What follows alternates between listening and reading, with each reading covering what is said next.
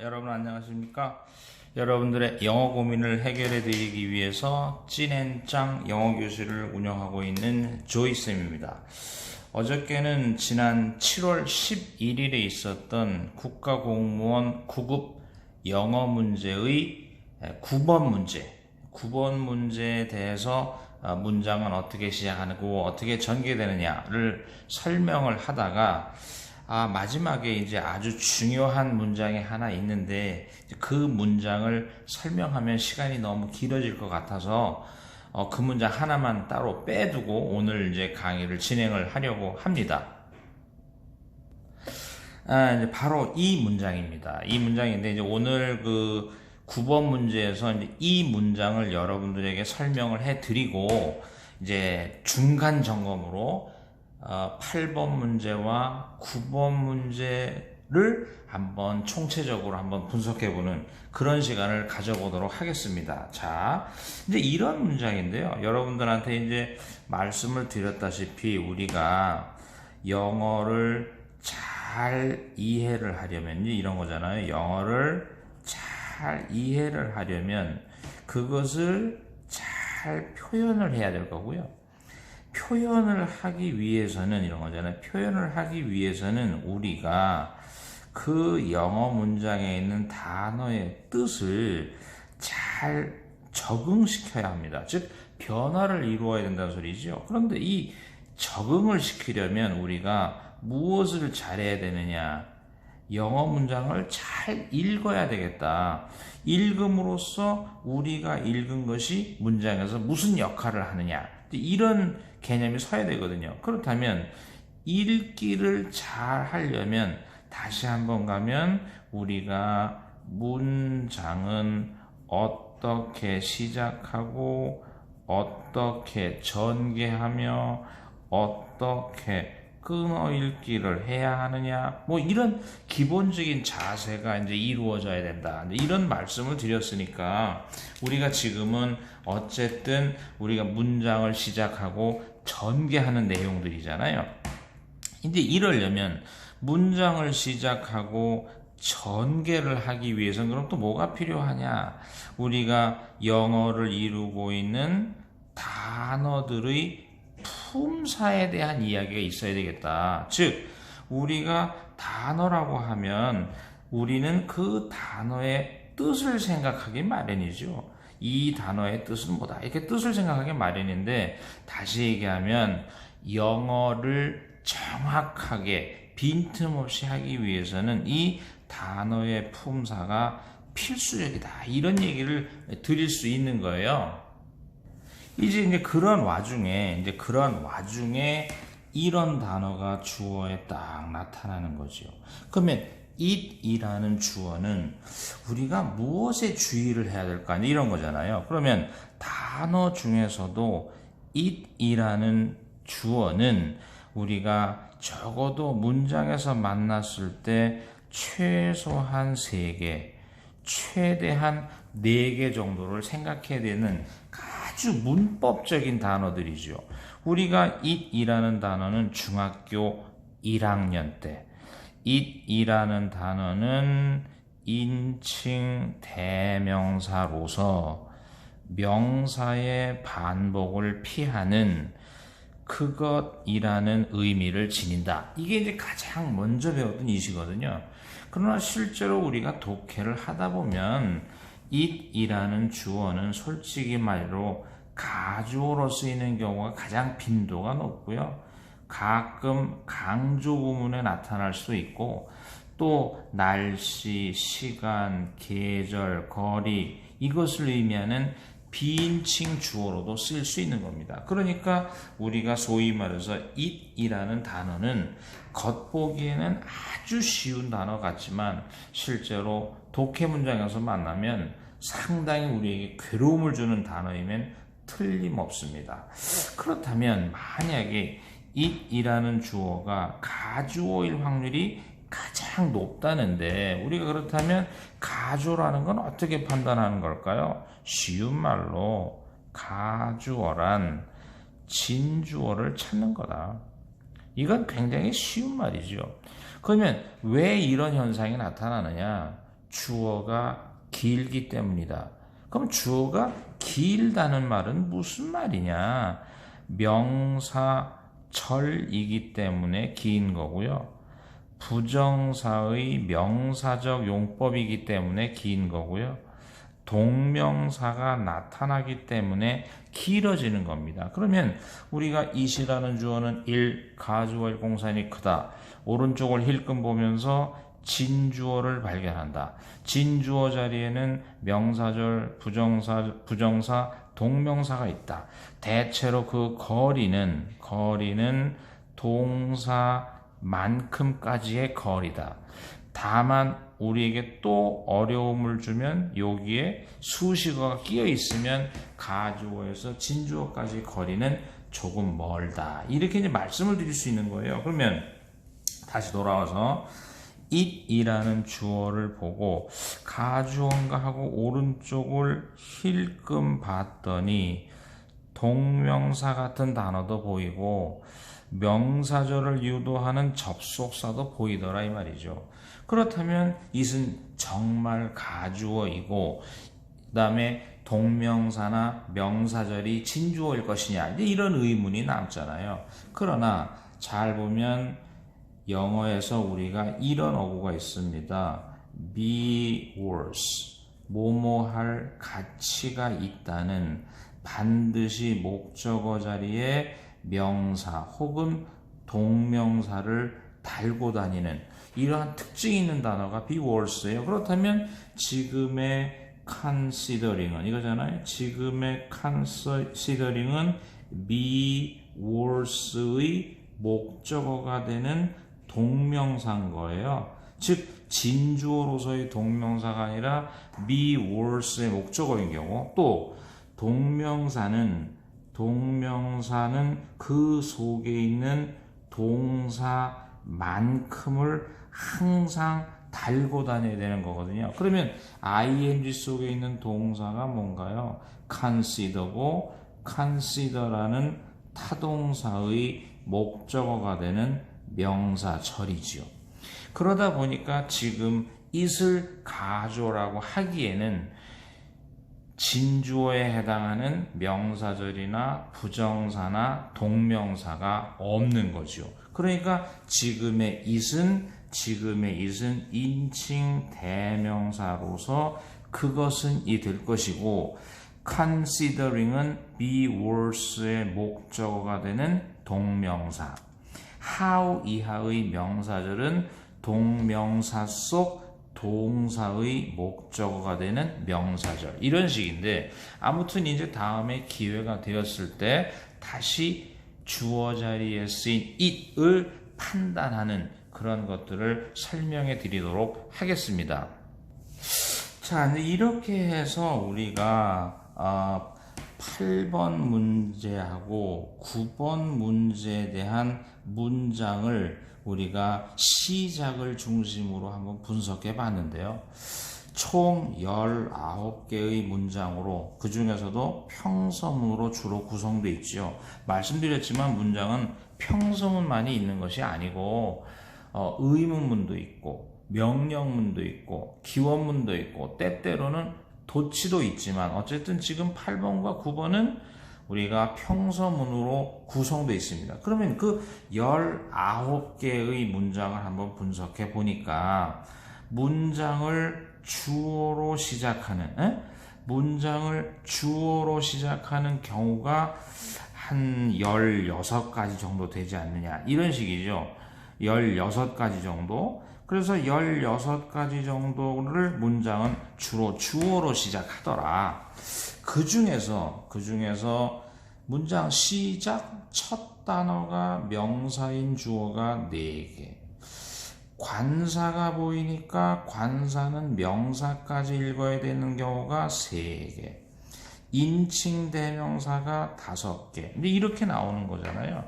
그러면 여기서 잠깐 설명을 하면 역시 우리가 다시 한번 말씀드리지만 문장을 시작하는 첫 단어가 명사나 혹은 인칭 대명사라서 그것을 주어로 하는 것. 이거면 너무나 쉬운 거잖아요. 둘째는 관사. 관사에는 우리가 보통 세 가지가 있는 거잖아요. 부정관사는 어나 언, 정관사를 너라고 하는 거고, 이렇게 관사를 만났을 때 어쨌든 명사까지 읽어서 그것을 주어로 하는 것. 역시 다시 말씀드리지만 우리가 단어라고 하는 건 품사를 어떻게 느껴서 읽느냐, 이것이 이제 문제가 되는 거잖아요.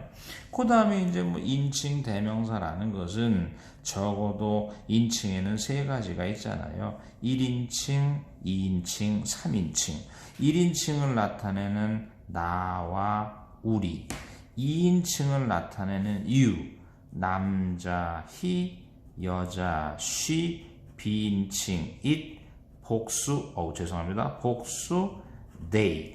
이런 단어들이 인칭 대명사니까, 다시 한번 얘기하지만 우리가 첫 단어를 보고 명사다, 관사다, 인칭 대명사다 이렇게 느껴서 주어를 읽는, 이것은 아주 쉬운 건데, 그게 무려 여기서 보다시피 무려 12문장이나 되니까 공무원 시험의 문장 시작은 그렇게 어렵지 않다, 뭐 이런 정도의 아주 조그만 결론을 아마 내려봅니다. 이제 두 번째는 문장을 뭐로 시작했느냐 하고 물었더니, 문장 시작의 첫 단어가 만약에 ing였다고 하자. 그러면 ing였다고 했을 때 ing 속에 있는 동사만큼을 읽었더니 이것이 주어가 되는 경우를 동명사라고 하는데, 그 동명사로 시작되는 경우가 8번 문제에서 동명사로 시작되는 경우가 이제 3번이 나왔던 거죠.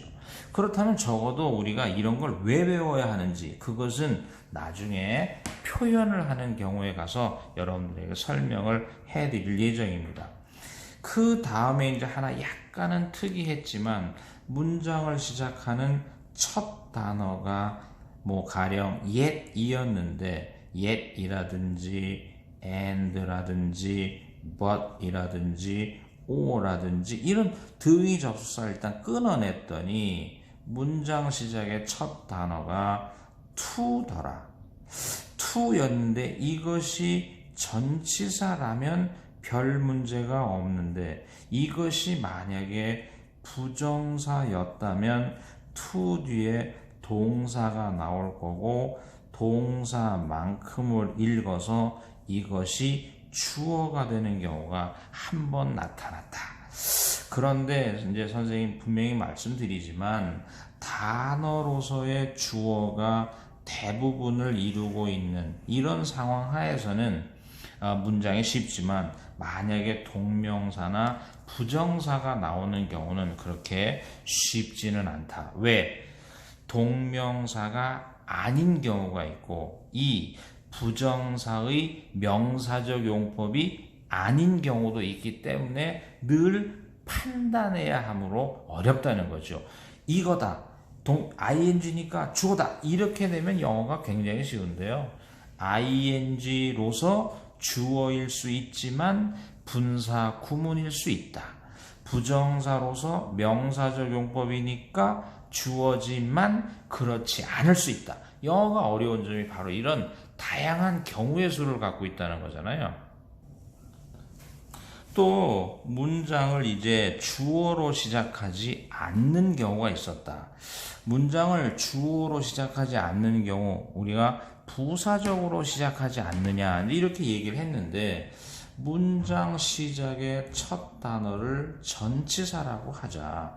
그랬을 때 우리가 전치사로 시작하면 명사를 찾아서 전치사의 목적어 삼아서 거기까지를 부사로 한다면 주어가 나타나는 이런 경우라면 또 그나마 쉬울 수 있습니다. 이럴 때는 역시 첫 단어가 전치사라는 걸 아는 일이 이제 가장 중요한 일이죠. 그런데 그게 한 문장이었다면 또 다른 한 문장은 이런 거죠. 문장을 전치사로 시작해서 이렇게 읽었다. 당연히 주어가 나와줘야 하는데 주어가 안 나오고 주어가 나오지 않았다 이거죠. 주어가 나오지 않고 그 자리에 접속사가 떴다.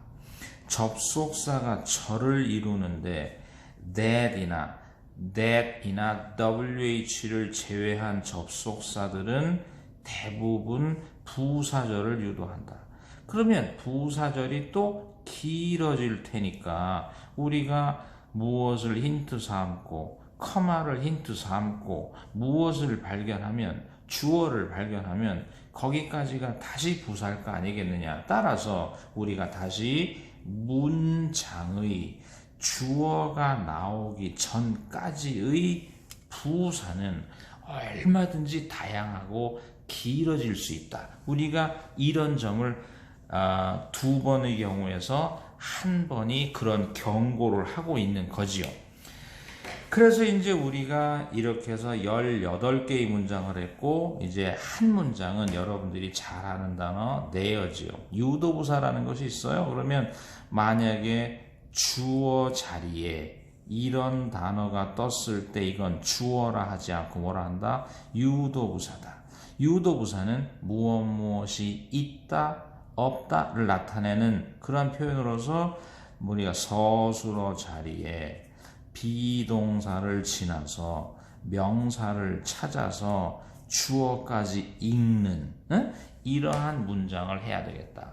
그래서 이제 우리가 8번, 9번 문제를 이제 이렇게 지금 분석해 드리고 있는데, 어쨌든 19개의 문장을 놓고 했고, 19개의 문장 중에서 주어로 시작하는 경우가 16개, 부사적으로 시작하는 문장이 2개, 유도부사로 시작하는 문장이 하나, 이 정도로 이제 설명을 드렸잖아요. 이제 그런데 이제 우리의 또 하나의 주제가 뭐였습니까? 또 하나의 주제는 우리가 주어가 나온 뒤에 무엇이 나올 것이냐, 이런 얘기를 했었잖아요. 그래서 우리가 문장은 어쨌든 등위 접속사가 나오면 등위 접속사를 끊어 읽어라. 주어가 아니라서 부사적이면 부사를 끊어 읽어라. 문장의 주어를 발견하면 주어 뒤에는 자신 있을 땐 뭐라고 얘기했나요? 동사.